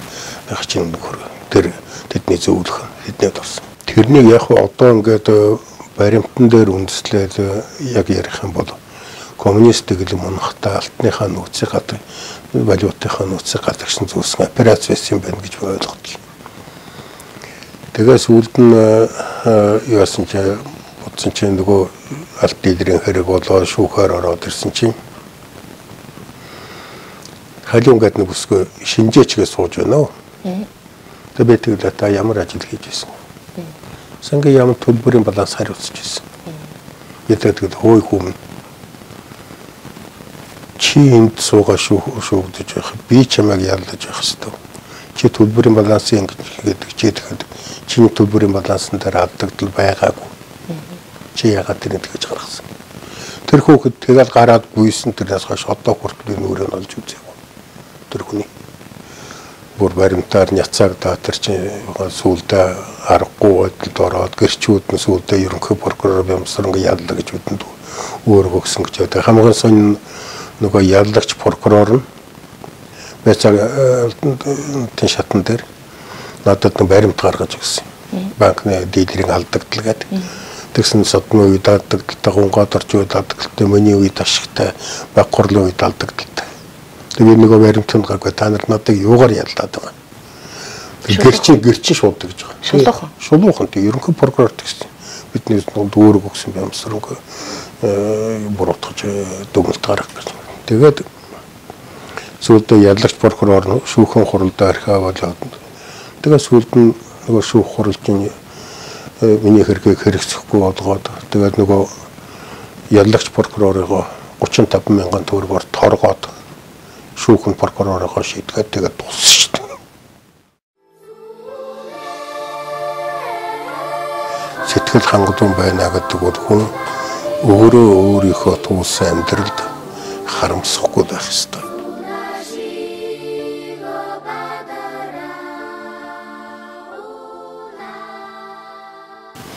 За алтны асуудал гэж байгаа. Алтны асуудал гэдэг чинь бид нар урд нь алтаа зөвлөлтөөрөө явуул цэвэршүүлдэг байсан. Тэгээд нөгөө 90 оны хувьсгал гараад тэгээд бид нар Лондонд цэвэршүүлэхээр явуулсан. Тэгтээ бид нар нууцаар биш юу ард түмнээсээ ч нугаагүй хоёулдаачгүй тэр нэг аюулаас хамгаалахын дарга нь өөрөө Москвад хүртэл дагалдаж очоод Москвагаас хойш Английн онгоцонд очиж өгөөд тэгээд өөрөө буцаад ирсэн. Зэрэгцэн генерал. Тэгээд тэнд алдахад гадагж байсан чинь нөгөө дийлэрийн алдагдлын асуудал шуугаад ирэхдээ зэрэг заад газар нь алтыг чинь зархаас ураар болох нь гэдэг асуудал яриад. Нөгөө Монголоос дийлэрийн алдагдлын нэгсэн асуудал нэгнүүдэд гэсэн. Тэгээд тэрний чинь шуугж байгаа тухайн үедээ юундаар Америкийн төрийн нэрмжийн дарга Бекер бидэнд туслаад жуучлаад банкудаас тэгээд 31 сая доллар банкудаас зээлээд Алтаа Монголын үлдээс алтуул алга болоогүй. Алтыг 1993 оны 6 сарын 2-нд Жасрыгаа нэг үнцийг нь 348 доллараар зарчихсан тэр нь. Тэр атхайшаа чалгуулаагүй. Ер нь төр арчаагүй байна гэдэг бол тухайн нийгэм хэний ч идэж болоход бэлэн боллоо гэсэн үг шүү дээ. Далаа ингээд захгүй юм шиг харагдах явсаар хөтлөөргүй гэж. Ардчил ингээд сулдан тавьсан эрхчлөө юм, задгаа эрхчлөө юм шиг мөртлөн тэнд хэмжээгүй хойлгүй гэж. Одоо энийг л одоо монголчууд маань их баримтлсан бол одоо сайн байсан. Гэхдээ бид нар бол нэх өнөөдрийн онцгийг буруудаад байна, зөвдөөд байна гэж ярихаасаа илүү бид нарт нэг аимшигтай тулж байгаа юм бол юу юм бэ гэвэл дээр гарсан энийг муухай ах トゥ хамаатан саднаанд дэвшүүлдэг нэг нам гарахаараа бүгдийн өөрийнхөө намыг болгодог энэ юм чинь засаг төрөөсөө эхлээд баг хүртэл давтагддаг. Гэхдээ энэ аюултай санагдаж байна. Энэ давтамжийн дунд бол юу өргөдөхийг л ард түмэн өргөдөг байхгүй юу? Арчлын тогтолцоотой ийм болсон үед бол хитрхиминий чинийг их бол одоо үндсэндээ ард түмний дургыг их хүргэж байгаа. Сонгуулийн дүнгийн дараагаар манайх яллаа гэж байгаа. Гэхдээ тэгээ ялсан манайх байдаг, нөгөөх нь хүнийх байдаг, хаанах болсон юм. Харгаргаас ирсэн биш. Сонгуулийн өмнөхөд тоногч монгол хүн байсан, сонгуулийн дараач монгол байна бид. Тэгэхээр бол энийг үзэл бодол гэдгийг бол өөртөө хадгалахаас гадна энэгээр нь бол эндээ үнэнч байх бол хувь хүний үүрэг. Гэхдээ Монголд үнэнч байх нь энэс илүү ирэх ашиг гэж боддог байхгүй юу? Туйлын үнэ. Та нар чихэр энэ төр аваад идэж суугаачтай зүгээр зөнд. Ингээд бодохоор та намын энэ хатуу гişүнчлэхгүй байх тухай тийм ээ одоо энэ асуудлыг та хэрхэн бодож байна? Энэ бол залуу үед их халгаатай байна л да жишээ. Одоо хуучин нийгмийн үед ч улс төрийн нам гэдэг чинь үзлийн байгууллага байсан. Үздэг. Тэр чинь өөрийн тогтсон үзэл философи номлолтой ертөнцийн жам хуулийн төлөөр өөрийн төсөөлөлтэй. Тэгтэл одоо ингээд байдал хараад байхад ер нь эрх мэдэл авахын тулд өрсөлдөхөөс биш хэн хэнээсээ ялгахтаа байчлаа. Уг нь тэр үеийн хувьсгалт нам маань одоо ардын нам. Энэ бол зүүнний нам. Зүүнний нам гэдэг бол татварын бодлого эдийн засгийн бодлогон дээр очихдоо ер нь нийгэмдээ хэт баяжгстайгаа хязгаарлаад дундчуудаа тэтгээд явах юм бодлого явуулдаг. Гэтэл 2006 онд нөгөө хувьсгалт намынхан маань төр барьж байхдаа очиад татварын бодлогоо нөгөө том хөрөнгөтнүүдтэй очиад хөнгөлчихсөн. Одоо тэрнээс бол одоо юудлага маргаан гараад байна шүү дээ. Монголд навдах нь багасчтай гэдэг. Тэгээд эн чинь зүүнний нам нь барууны бодлого явуулчихж байгаа. Гэтэл арчсан нам гэдэг нь барууны үзэлтэй гэж өөрийгөө Либерал үзэлтэй гэдэг. Тэгс нөгөө либерал үзэлтэй маань 2004 оны сонгуульд орсон чинь хүүхдүүд мөнгө тарааж өгнө. Мөнгө тарааж өгнө гэдэг баах амлаад явсан чинь зүүнний бодлого гэдэг. Хоёр маань хоорондоо байраас очиод. Тэгээ жаахан хөгөлж байснаа 2008 оноос ямар болгоцоор хоёудаа нийцчихэд засгийн газар байгуулчихад нөгөө хавтгаарсан халамжинд хамаг мөнгө гүвэд ичдэг байгаа та. Тэгээд энэ чи одоо үзэлгүй байгаа нэг шинжилдэг. Аль ч намын хувьд бол үзэлгээ чинь болж байгаа. Миний бодоход одоо Монголд шинэ улс төрийн хүчин хэрэгтэй. Шинэ үзэл. Энэгээ томьёолж гаргаж энэхээ төлөө нийгэмд мөнгөөр сонгуул явуулдаг. Мөнгөөр төрөө барьж шахдаг энийг л зогсоох хэрэгтэй л дээ. 2005 онд нэг удаа хэлсэн маань ер нь улс төрийн намууд маань төрийн суудыг худалдаг ломбард болчихлоо гэж. Төрийн суудлын ломбард нь тавьчихад байна. Сонгуульд ороход нь чи хэдэн сая төгрөг өгөө чамайг нэр дэвшүүлнэ гэдэг. Эсвэл чи манай намд хэдэн сая төгрөг ханд бол чамайг нэр дэвшүүлнэ гэдэг юм. Одоо ингээд энэ 2012 оны сонгуул гэсэн чинь бүр бизнесийн бүх бүлэглүүд өөрснөө ирээд улсын их хурлд ороо суучихлаа шүү дээ. Тэгэхээр энэ чи юу харуулж байна вөхтэй зэрэг ер нь нам гэдэг маань баячуудын эрх мэдлийн төлөө тэмүүлсэн баячуудын тийм гарт орж эхэллээ. Намын удирдлага гэдэг бол юм байдал. Ийм нөхцөлд одоо саяхан Ярунаар чи маань хэлдгээр өөрийн чи хэлдгээр залуучуудын амьдрал их ирээдүй сонин байдлаар төсөөд аль нэг намд л харьяалагдаад тэрний дансанд ороогүй л тэр хүнд нийгэмдээ хүч өгөх ирээдүй их хавчигдмал болж байна. Өөрөөр хэл намын гишүүн байж тэр одоо нийгэмдээ зүтгэх боломж олдог. Энэ байдлаач бол намуудыг гишүүнчилгүй болгочихвол яасан юм бэ? Гэхдээ миний үзий ядаад байгаа юм бол төрийн дээр нам байхыг л үзий ядчих юм би. Төрийн дээр нам байна гэдэг бол хэзээч байж болдог үзэгдэл.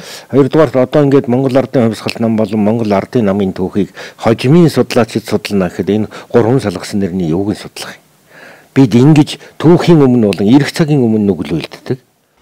Тэгээд үзлийн төөрөгдөл гэдэг бол нэрийн төөрөгдөл төөрөгдөг.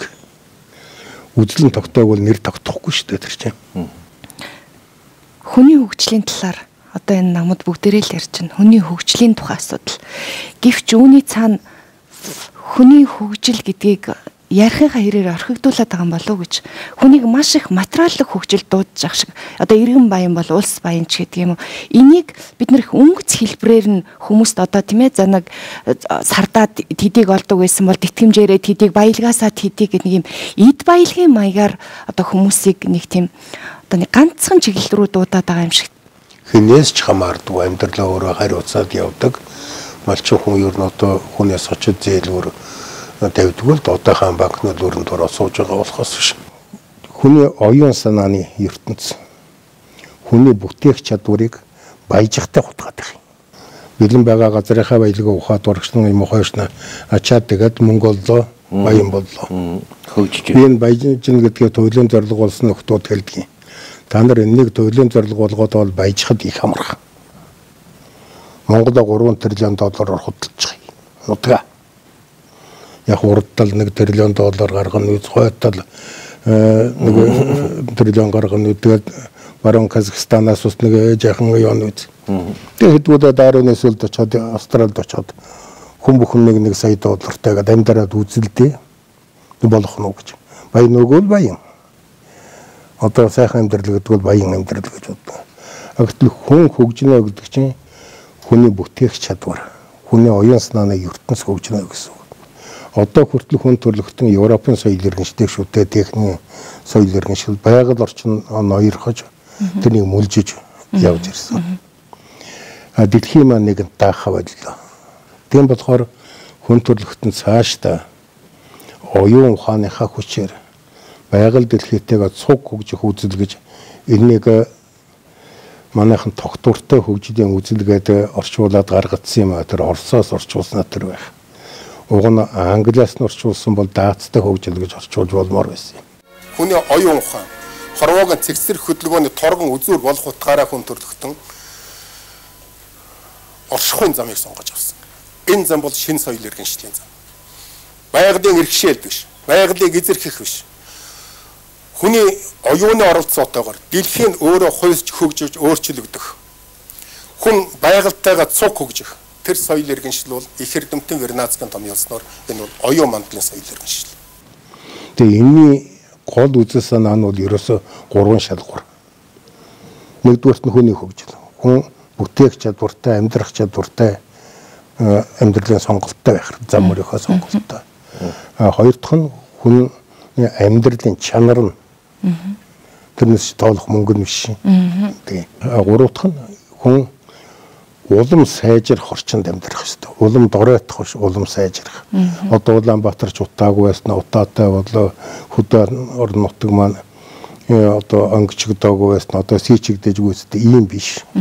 Тэгээ улам сайжрах орчин. Энэ гурваар л хөгждгийг хэмждэг. Тийм болохоор манайхан яадаг хөхөд хүний хөгжил гэж яриад мөнгөтэй болохыг л яриад байгаа юм. Улс хөгжлөө гэж яриад уурхаа нэгэд нүрсээ авахыг л яриад байгаа. Гадны компани уруулаад тэр компани ингээд манай нүүрсийг ухаад гаргахад чинь Монголд тоол үлдэнэ. Учиргүй их нүүрс гаргасан байна гэсэн тоо. Тэргөөрөө дэлхийд тэргүүний өсөлттэй бодлоо гэж зарлж байгаа. Монгол хүнд юут нь алдахгүй шүү дээ тэрнээс чинь. Та бүжиг таанц иргэдэг байсан уу? Үгүй. Үлдээ иргэсэн л байж та. Орос тэгээд ийм Орос байхдаа би бүжгийн Дуулан Щербаков гэж хүний юунд сургуульд нь явдаг гэсэн. Тэгээ сүүлдээ нэг ч удаа би бүжиг хийх. Та бас тамиг сайн татдаг. Тэр чи яах вэ? Ингэсэн би гоноо тамиг татдаг байсан. Тэгсэн чи 92 онд хамар дотор юм гараад. Тэгсэн нэг хамрын эмчээр жамсран гэж юмч нэг эмтэй маарлж гисэн. Миний бодлоо тэрний эргэж гараагүй. Тэгээ дараа дандаа 5 үснэ гэдэг. Битүүр өглөө ерөөсө хамар даг бит. Тэгээ 5 үснэ. Тэгээ тэрнийг арилгах гэж хамраа тавь татсаар байгаад. Тэгээ сүлд нээсээ салж. Тэгээ хизээ хойно гараагүй юм. Тэг жигсэн. Илүү удаа гарахын бас үзээгүй юм. Төр улсын төлөө тэтгэж авахтаа гарсан гараагүй мэдээгүй юм. Ирэх биш гараа байлгүй.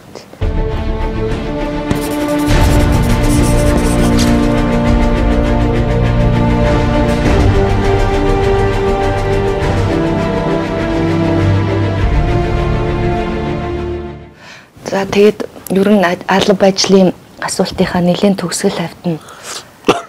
Монгол хүмүүс бид нар чинь хэдэн толгой асуудлыг л тойроод ярьж байна. Ард олон бидэнд ч ойлгох юм үнэндээ бас бага байна одоо. Тэгэхээр сая ингээд манай телевизээр мэтгэлцэн болоод хүмүүст янз янзын ойлголт төрлөө. Тий. Тэрний шалгуур нь тэр дотоодын нэгдүүдэтгэн хэдээр өсгөө яах вэ гэдэгч бүгд цаасан дээрх тоо. Оюу тодгойхон өснөө вебсайт дээр тоогоо гаргаад тавьчихсан. Эхний 10 жилд жил тутам 504,000 тонн зис, 90 тонн цагаан мөнгө, 20 тонн алт гаргана гэдэг.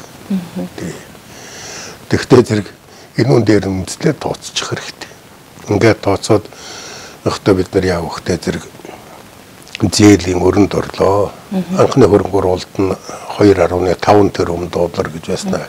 Гэр явах үед 5 тэрбум боллоо нөгөөх маань. Тэгтэл сая мэтгэлцээний ч үеэр Камеруны ярилцлага гарсан тэр өндөр 6.1 тэрбум боллоо. Сая алтан гоёг ерөнхий сайд маа телевизээр өгүүлж байгаа 7.2 тэрбум гэж байна. Тэр ч анхны бүтээгдэхүүнээ гаргах хүртэл хөрөнгө оруулалт за 8 болох юм байна гэж байна. Тэрний 34% нь зээл аваад тэгээд эргүүлээд нөгөөдхөө хүүтэйгээр төлөхөд бид нар нийтдээ миний тооцоогоор 3 тэрбум 940 сая доллар төлөх нэ. Тэгээд тэр Камеруны саяын ярилцлаган дээр та нар уншаа байх. Анхны хөрөнгө оруулалтаа нөхсөн хойно ашиг хувааж эхэлнэ гэдэг. Хэдийн хугацаанд нөхөх вэ гэсэн 9 жил нөхнө гэж байгаа. За тэгсэн отхон баяр асууж байна. Тэгээд анхны хөрөнгө оруулалтаа хуваачаад нөхчихвал тэгээд Монгол ашиг хувааж аавна үсттэй гэдэг. Үгүй шүү нөхөр жаахан эдийн засгийн боловсруулалтаа дэвшлүүл. Та нар зээлээ төлж дууссан хойно ашиг хувааж авна гэж байна.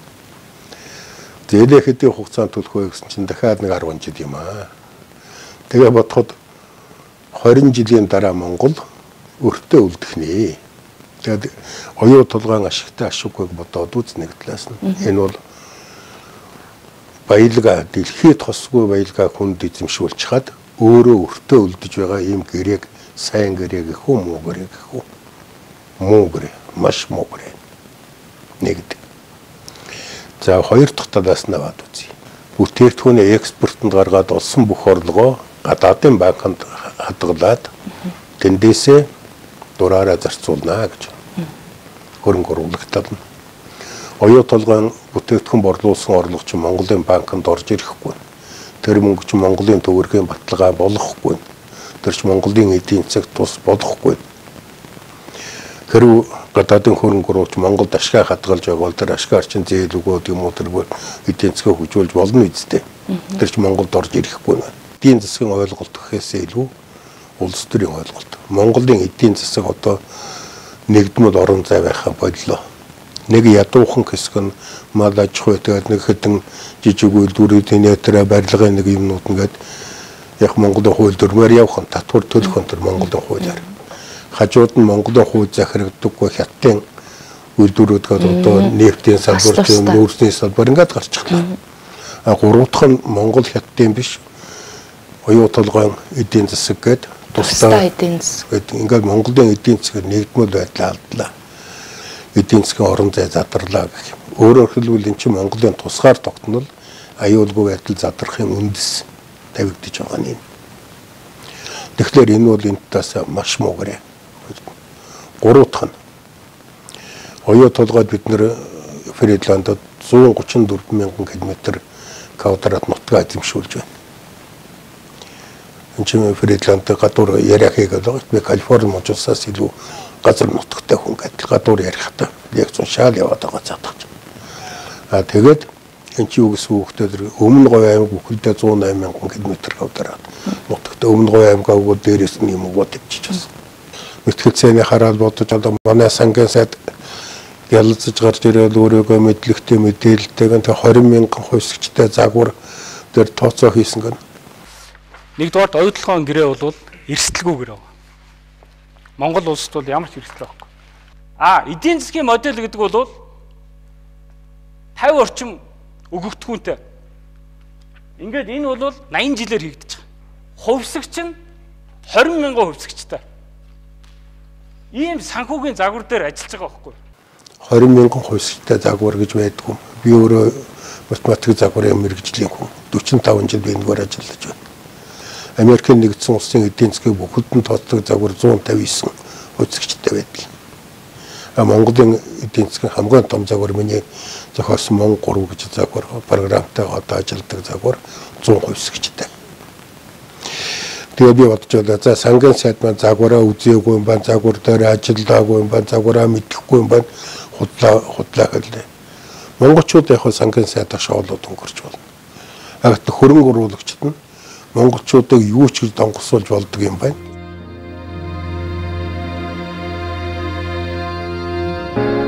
Далайлгэн давлгаал сар байгаа төлдөн дайлжигүүрлэгэн дэвэн дэвсээр бууралтан нэгж болов ухаарл бусдад өгч гэмээр би нарны яргамжнаас алдуурч булгарч унсан ч гомдохгүй. Одоо бид нар улс төр ярьлаа, зөндөө ярьлаа. Одоо яхан газрын татах хүчинд орж хүний амьдрал руу яхан орж ярмаар санагдаад явчихдаг юм. За тэгвэл бүр айтайхан ярианд л одоо оръё. Тэгээ одоо ингээ нас ихтэй зэрэг зүүдэн их манах боллоо. Мужааван зүүдлэх юмсан, нутаг орноо зүүдлэх юмсан гээл ороо болгон гордох юм. Тэгэхээр таны бол сайн хань чинь бол нэлээд хэдэн хоног үзлээ, тийм ээ? Бурхан бол. Тэгээд ойртон таны зүүдэнд таны сайн хань чинь хүүхэд та нар минь яаж энэ гэж ирвүү. Ер нь ирэн шүү дээ. Зүүдэнд бол их ирэн. За нэгд. Юм тэгээд зүүдэнд ирэхээс гадна юм чи амьдралын юм их сонин. Одоо миний ханийн үүд болох жил манай багхуугийн миний ач охин гарсан юм. Тэгээд тэр чинь одоо бага байхдаа дүнгэж хэлэнд орж байхдаа ер нь би шүү дээ биер гэж ирсэн штэ гэж надад ойлгуулах гэж муу их оролдондоо нөгөө хөгшд нь маань удуулаад тэгээд сүүлд нь нөгөө хойд төрдийн ойртуулж өгөөч гэж би далаад амт байхгүй юу. Далаад амт хөрөг хайгуу сайн байдаг л да. Тэгээд далаад ам залбирлуу илдээд тэг би бодгоо миний хүн баваад улам их ойр байдаг ахоо гэж үү. Тийм. Та тэг чин сэтгэлээсээ бас тэгж хүсэжсэн байх нь тийм ээ. Миний бүх юмыг бүртгэж идэл ховц байгаа. Тэгсэн нэг сонио хөгшөнтэйгээ бид хоёр тэр биеийн муу үед Бээжинд явж байгаад нэг хөх торгон цамц авсан байсан. Тэгээс үлд нөгөө шарлын танд наваачаад суург усахдаа нөгөө суургын санд хийцсэн. Хөрөнгөн санд шинжгэн хийж. Тэгээд тэгсэн нэг өдөр миний шүүгээ ингээд үзэж ингэж харж онгочж яснаа. Гэхдээ миний нэг хөх цамц байсан да. Тэр яасан. Гэнийх юм тий. Гэхдээ суург усахтаа аваачаад хийцэн чи цуг яваа үдтэй гэд бидэхгүй. Тэр чинь ой хүрээгүй байхад бид нар тэр суург усгаж байгаа юм чинь тэр чиндэг аль. Тэгсэн өө тийм үг тэрнээс хойш асуугаа. Тэгээд ер нь өөрийнхөө тэр үеийн явдлын имийг их ярин үзүүлэх гэж их оролдоно. Тэгээд би бодсон хүний сүнсгэдгийг бид нар чинь өснөө их өөрөөр төсөөлдөг. Заавал ингээд садаад авчдаг тэр чинь үргэлж дэрэг чинь байдаг юм шүү дээ. Манай гэрт миний хамгийн том даргач энэ хүн байхгүй юу? За. Тийм. Багада янз бүрээр тусланоо хоёр ч гоё өдрийнхөө хоолыг хамтраад хийж гоё удаа.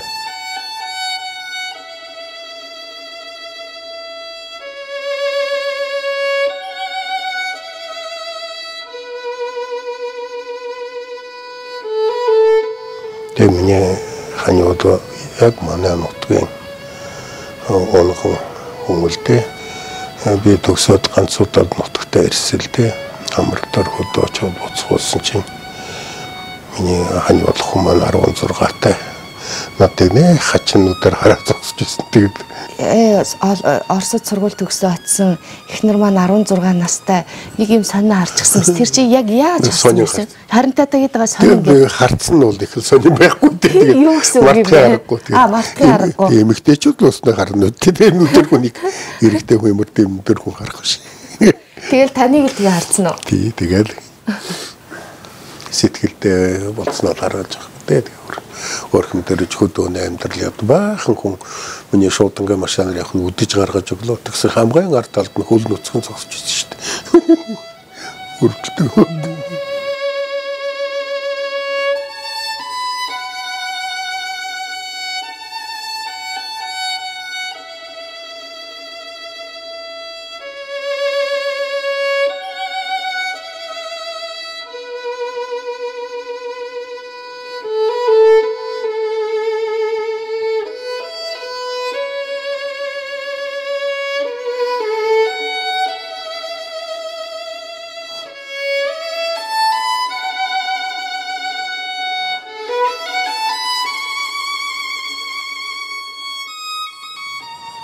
Тэгээд бид хоёрын хувьд нэг ч удаа хэрэлдэж үзээгүй. Тэгээд хань нөгөө амьсгаа хураахаа урд надад шоолж ирсэн. Харин надад харж нөгөө өвчтэй байснаа хэвдэж яснаа чи удгүй шүү дээ. Яав гэж чи намайг нэг алгадаж үзээгүй шүү дээ гэж. Би тэгээд урдаас нь бас тийм хобби байдаг юм уу гэж урдаас нь шоглож байж үлээ. 40 жил ханьсал та. Танай охины үзэсгэлэн гарсан санагддаг. Үзэсгэлэн гар хожим нь урлах эрдэм дотроо байшаа тавьсан байсан. Тэн дээр нэг морин дээр нэг 4-5 хүүхэд сунталсан зураг байдаг байхгүй. Них хөрхөн бууралмалтай. Тэгээ бид нар гинт хөөх аваагаа зурчих гээд нэг хийнэж үлээ. Тэр морийг аваагаа зурцсан байна гээд бүгдээр зохиолчд би нэг сони юм боддог байхгүй. Тэр том албан тушаал хайсчих та нэг хүүгээ малгалгээ хөдөө явуулчих та. Гэхдээ тэр маяг байсан уу үзүүлэх юм байсан уу? Чинголоос бүр одоо хийсэн тийм малч ухаанаа өвлий. Тэр бүр язаны. Гэхдээ бас л амьдралын асуудал да. Хөдөө өдөр хөгч хөдөө 5 жил болоод хүрээд ирсэн. Тэгтээ тэр чинь миний аав ээж хоёр хөдөө байх. Тэгээд манай хүүгүүдийг л зам болоход аваачиж л тэнд торддог. Тэгээд нөгөө хүүхдүүд чинь хөдөө сэтгэлтэй болчихсон. Одоо бодоход амьдралын ухаан тэнд л сурсан байх дөө. Одоо нэг л хөдөөний л тийм сэтгэлгээтэй хүн явдаг юм. Тэгээд энэ дээрээ сургууль төгсөөд одоо ажил хийгээд амьдарч байна. Тэр үед явахдаа эрх мэдэлтэй улсуудын хүүхдүүд нь гадагшаа дотгошоо сургууль явдаг нэг тийм сарын шин урд нь байсан л байх л да. Тэгэхдээ манай хүүхдтэйгээгүй өөрөө явъя гэж. Тийм ээ би хүүхдээ ер нь гадаад хэлний сургууль гадаад сургуульд өгдөг. 406 хүүхдээсээ нэг нь ч өгөө. Эхлээд энэ хүн монгол хэлээ мэддэг. Энэ хүн монгол хүн болох хэрэгтэй. Тэгж байж дараа нь тэр гадаад хэл сурж болно. Тэгтээ өөрөө сонголт ухамсартай сонголтыг сурахаас биш нэг сургуульд бол албадангаар чи хятад хэл мэд чи орос хэл мэд чи англи хэл мэд гэж болохгүй шүү дээ тэр хүний чинь. Тэгээ ер нь монгол сургуультай явсан хүүхэд илүү монголч болдог юм уу таа гэж бод амьдрал мэддэг болно. Таны хувьд төрийн өндөр дээд алба хашиж байсан хүмүүс, хашиж байгаа хүмүүс одоо бизнес эрхлэх нь маш зохимжгүй зүйлээ гэсэн байр суурин дээрээ та хатуу байдаг. Тэрийгээ ч та өөрийнхөө биеэр одоо үлгэрлэн үзүүлж яваа хүн бас учрын нэг лавлаад хэлвэл олон залуучууд, олон хүмүүс бас сонсох болов гэж бодож байна. Монгол төргөч бол агуу их тэнгэрлэг дээд сүлдний бүтээл юм шүү дээ. Тэгэхээр Монгол төрд өндөр алба хашна улс орныхоо хувьд яг тааж яваа хүмүүс гэдэг бол ард түмнийхээ итгэл хүндлэлийг хүлээдэг. Тэр утгаараа бол маш их том хариуцлага үүрч явдаг. Би нэгэнт Монголын нийтлэгээр хашгирын төлөө ажиллаж байсан хүн аль нэг аж ахуй нэгжим улс төрийн байгууллага юм уу тэр нийтлэг бүлэглэлийн төлөө ажиллаж эхлүүл. Тэгээд тэр чинь явцуурны үедээ тий тэр чинь болохгүй. Нэгд хоёр техникээр би угаасаа бизнесийн хүн биш. Философи талнаа илүү ойлгомжтой. Тэгээд ийм эрдэнэ номын чиглэлийн хүн бол бизнест очих бол бодолцохдаг юм шүү дээ.